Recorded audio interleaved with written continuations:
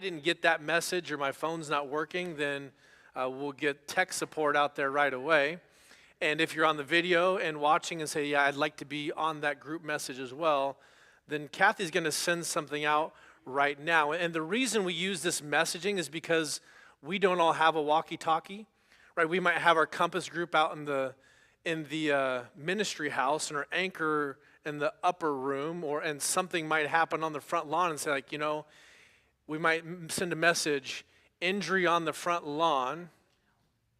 Send a message, Kathy, on the app. Chelsea's going to do it. I am learning this. Well, we need to learn this, okay? That way, if someone says, we have an injury on the front lawn,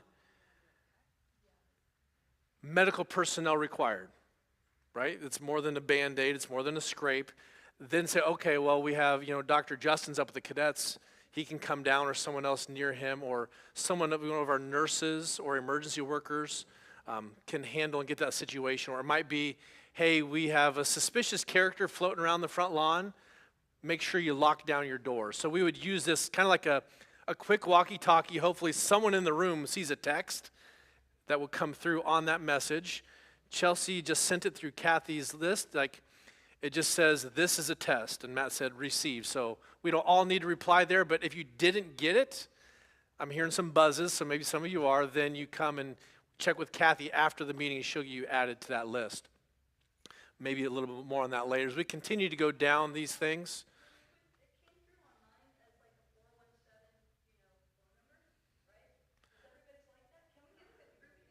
Then you probably need to add the app, Jen. Mm-hmm. If it's coming by as like a strange text message, we'll help you get that app going, okay? But we're gonna hold up the meeting for all those tech needs now. You can check those out after. So as we go through this emergency management plan, we have the GroupMe app, and then we have like emergency things. Our goal, of course, is to provide safety to this campus. Our safety team is our administrator, that's Kathy. Our deacons are part of our safety team. Our head ushers, right, like Bruce often does that.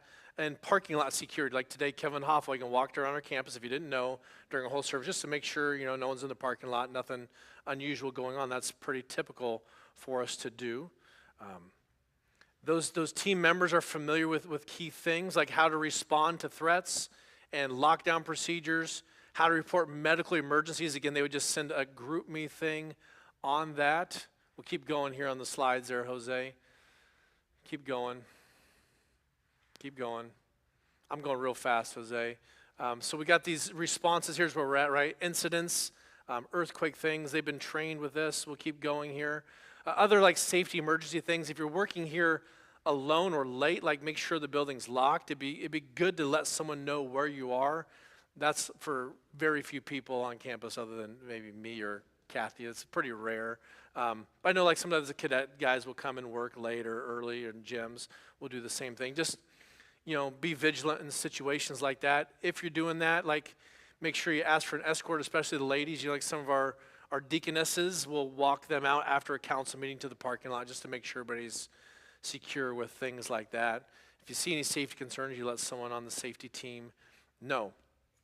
Particularly if we see any suspicious behavior, that being a person who's disruptive or posing a threat, it's just kind of good to let someone know what's going on that safety team, or hey, do we know this person? Right? It's always kind of unusual at a church because you're trying to be hospitable, right, and warm to outsiders. That's certainly our call, but we also need to be vigilant, and you can do so at the same time by being polite and say hey, I've never met you, and just kind of see how they respond. If it's, what sort of situation, hey, I haven't met you. Have you been here before? You coming here to worship? And do they seem off? Then, maybe take that another step.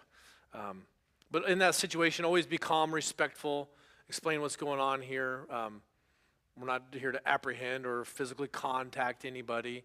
And if we need to, then we'll contact police. Fortunately, we have some police officers who, worship and are frequent this place, and that's a good thing too. If there's a lockdown needed, or if there's some sort of threat in the neighborhood or threat on campus, then we lock down the rooms, stay away from the windows, turn off the lights, like try to make it seem as though there's no one home, right? There's no one in that room. That's why usually, like when we did this at school, like what we encourage in the classrooms for Sunday school, gyms, cadets, and things like that is, and like my office, I always leave my door open but locked. So it's just a quick, I don't need to grab a key or something, like it's just a quick lock it. So it's already locked, to just shut it, and then you'd stay out of sight.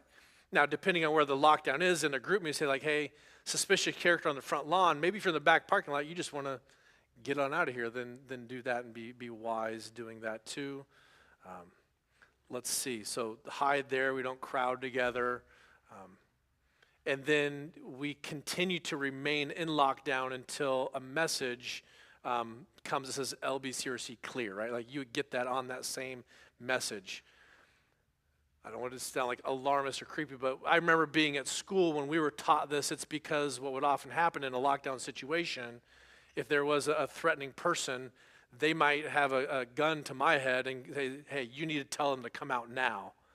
So I might say, come out now. But like, if you hear my voice say, come out now, like, that's no good, right? You wait for the message. That's the point and value of having that ready to go, okay? Continuing on here, there's an active shooter, of course, we're calling 911, running a lockdown, right? You'd need to decide based on where you're on a campus if you're going to run, hide, or fight, depending on your proximity and ability for that sort of thing. Obey all commands from law enforcement once they arrive, and then, of course, we'll just, leave media to those who have that, who are in charge. Safety and team member, we'll call that. We'll go on there. Now, speaking of other emergencies, if there's a medical emergency, right, if it's clearly emergency, call 911 right away. That's the first move. Immediately, like if you're in the right proximity, then you get to work if you have any CPR first aid and say like someone near you, say like, hey, get someone who is trained in life support, CPR, AED, like have them send the message, have them call.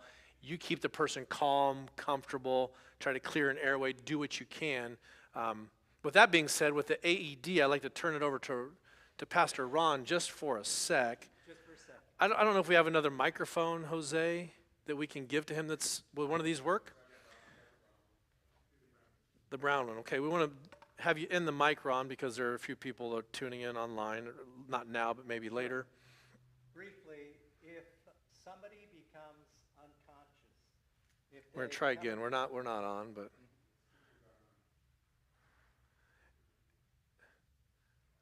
if the speakers aren't on, they're on with me. Testing. We on? No. I'll just talk loud. No. We want to get it again, the live stream, that there's not going to get there if it's not. So we'll take our time. I'll talk while we get this straightened out for a little bit, and I can pass Ron my mic. But this AED, like you see them here, right, in these cases, and that's kept right in the narthex, like just behind Eric on the opposite side of that wall, there's a med kit, AED. They're an auto external defibrillator. If that's not working, what we're going to do, Ron, we're just going to give this to you a minute, and you can use mine. Okay. Hold that like a mic. Right. Okay. Yes, if in the event of a cardiac arrest, may God forbid, somebody becomes unconscious, they are unresponsive, 4 things must take place immediately. 1, call 911. 2, begin CPR. And 3, get the AED. And 4, pray. The AED, as Pastor Brian mentioned, is located at the entry as you come into the church on the far right side, the right side as you enter. There's a case, and the AED is in that case. It's not locked. You just pull the handle and the door opens. You can't miss it as you enter the church. It's good to know where that AED is, because it is life-saving equipment in case of a cardiac arrest. If a BLS-trained person is not immediately available, try to place the person on a firm, flat surface and begin chest compressions immediately. That's hands-only CPR, which can help to keep blood circulating to the vital organs. Push hard and fast in the middle of the chest. 1 and 2 and 3 and 4. Keep pressing until the AED arrives or emergency personnel arrives. High-quality CPR and the AED are key elements in saving lives in a sudden cardiac arrest. Thank you very much, Ron. Ron's been trained in that, and I know a lot of others have as well. Could you raise your hand, please, just a sec, if you've had for school emergency, like, yeah, see, there's a lot of hands if you look around going up, people who know how to use an AED. So again, call 911, have someone near you message on the group app, hey, someone AED trained, please, quick to the front lawn or the sanctuary or the social hall, wherever it is. That way we can get those emergency life-saving procedures going right away. Thanks for doing that, Ron. We continue down here. Other emergencies, whether it's fire or something, right? We're going to evacuate calm and orderly and get out towards the back. I'll pause there briefly for questions on emergency sort of situations or maybe clarity that needs to be on anything. I was thinking with the group, I know there's a lot of information that I'm like, I want to remember LBCRC clear. Mm-hmm. I'm wondering, and I was trying to figure out if there's like a way to like put just some things on the group me that like when there is an emergency, we can go and refer to them. You can type something at the top of the group. Yeah, you can have like a pinned conversation, or maybe we could type a short document, create a PDF image. Yeah, Yep. that would be, when you panic, you're like, what do I need to do again? And I just think it would be nice Good to thought. reference. That should be easy to do. Thank you.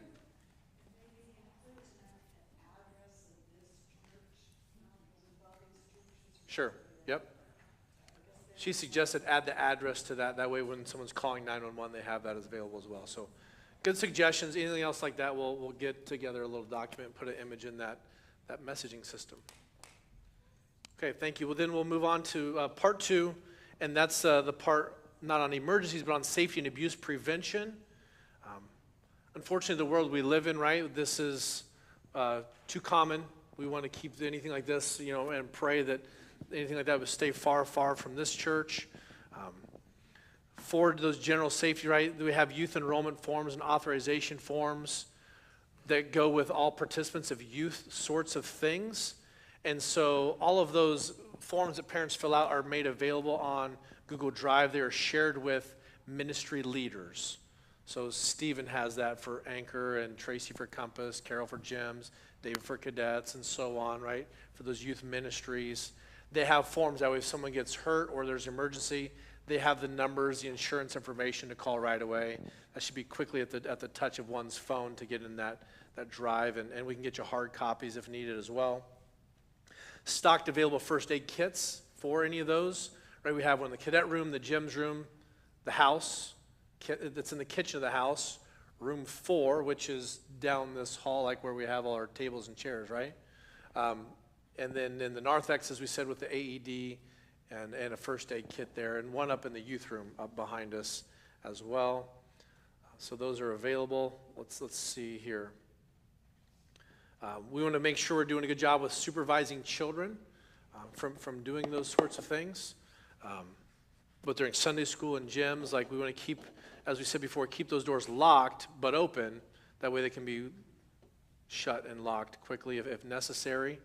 Other things on the abuse prevention. So we have all groups like Sunday school classes, all these things, nursery. We have 2 unrelated adults. And that's, of course, to protect, against abuse, and also protects from allegations of abuse, right? And it's kind of a 2-way blessing for us to do that. And we know that puts a tax on our human resources, if you will, and that's unfortunate. That's also the world we live in. So we want to, eliminate as much as possible, like one-on-one sort of scenarios. Transportation, we have different events that go off campus. So like the summer, Compass, we were down at the beach a couple different times, and I drive down there so the office gets my information and my license and car and these sorts of things. And I don't drive one kid home by themselves, right? I just bring the whole group to church and have their parents pick them up from here. Just kind of wise to avoid those one-on-one situations. Other youth things, proper displays of affection prohibited. Kissing, lap sitting discouraged, right, for children over 2. Body-to-body hugs, give a nice side hug is good. Games of physical contact, just be smart about those things, right? Just kind of what's age appropriate and understood for those. No corporal punishment, so let's keep those paddles in the cupboards. Discipline recommendations, more like, conversations, timeouts, warnings. I think that's not the church's place to get involved with things like that. Let parents know and go on from there. Different other appointments and guidelines just to conduct those appointments during regular hours when others are present in the building. When possible, meet in public places is a good place to do it. If you want to do ministry, like we have one-on-one ministry situations for people going through profession of faith. So he and I or she and I, we met at Starbucks. Great, you're in a public, clear place. Nothing weird is happening. I wouldn't say hey, why don't you come to my house right now? We're going to have this meeting. It's just not a wise move in today's place and time and climate and all those sorts of things. Okay, so that's important. To do that, that word, that dirty word, AB 506 was big in around churches and schools last couple of years. It's California legislation that requires institutions like ours to have people live scanned. And unfortunately, that's specific to each department. I coach my son's basketball in Cypress. I go get live scanned. And then I coach my other son in baseball in Lakewood. I got to get a different live scan. As I pastor church in Long Beach, I got to get live scanned again. It doesn't, federal, right? It's got to be specific to this institution. We're sorry that's the way the legislation is. We also have church R videos and things like that. Kathy will send new volunteers who work with youth, kind of these training videos, kind of corporate, generic things to go through. We appreciate you doing that. We know it's not fun. It's kind of a hassle. It's I volunteered, and now I got to do all this, and the other thing. We understand, and we're very sympathetic towards it. We also understand the world we live in, and we want to protect you and the people we minister to. And so it's just how it is, okay? Other abuse indicators, things to look for if you're dealing with kids. That could be burns, blisters, bruises, excessive crying during diaper changes, bladder control issues, other things like that. I think we got some repeats here. Regression of development, thumb sucking or baby talk, things like this. Changes in social behavior like being aggressive or fearful. Just kind of unusual sorts of things.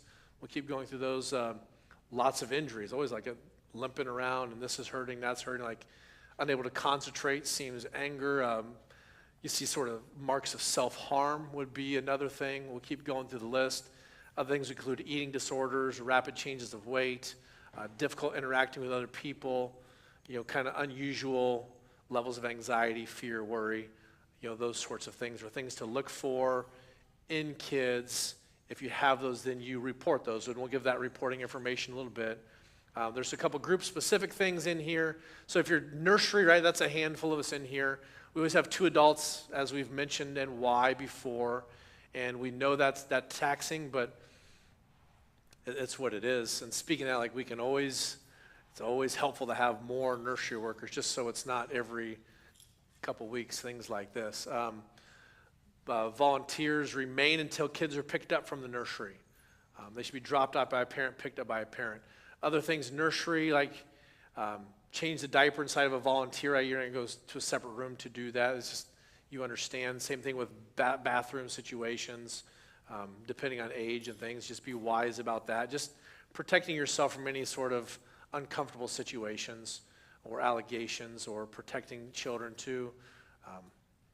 Other groups like gyms and cadets, right? The group leaders remain in the class at all times. Superintendent of Sunday school will roam around and just kind of be checking those things, just as kind of another layer of protection for our people, for those who teach.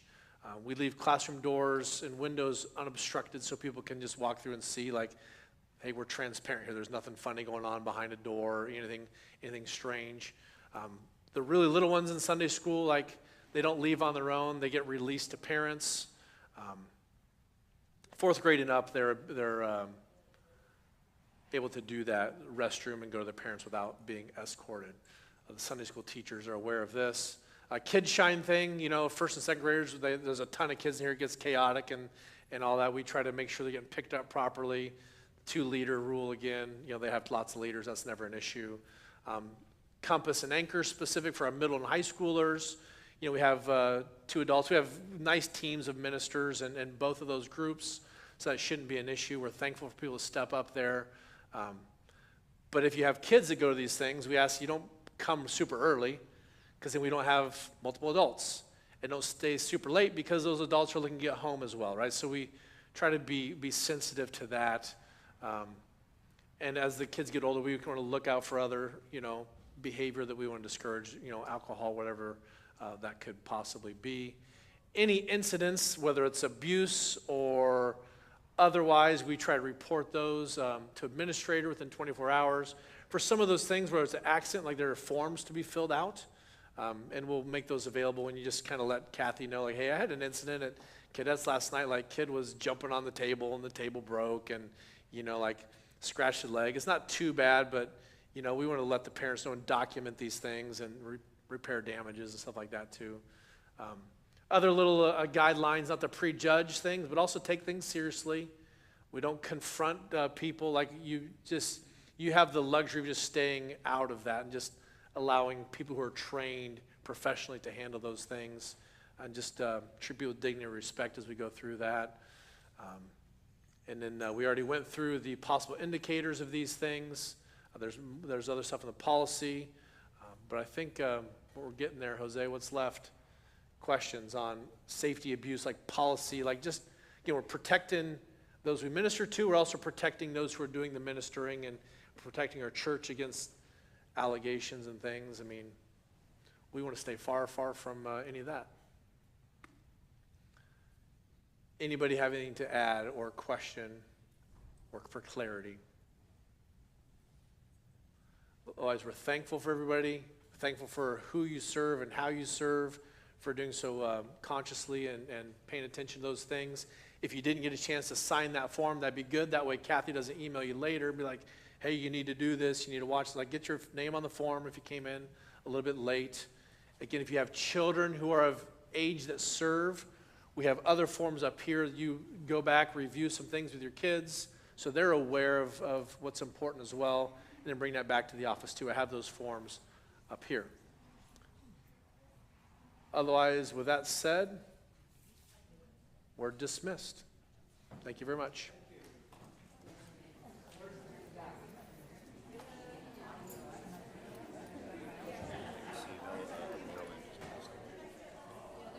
Bean?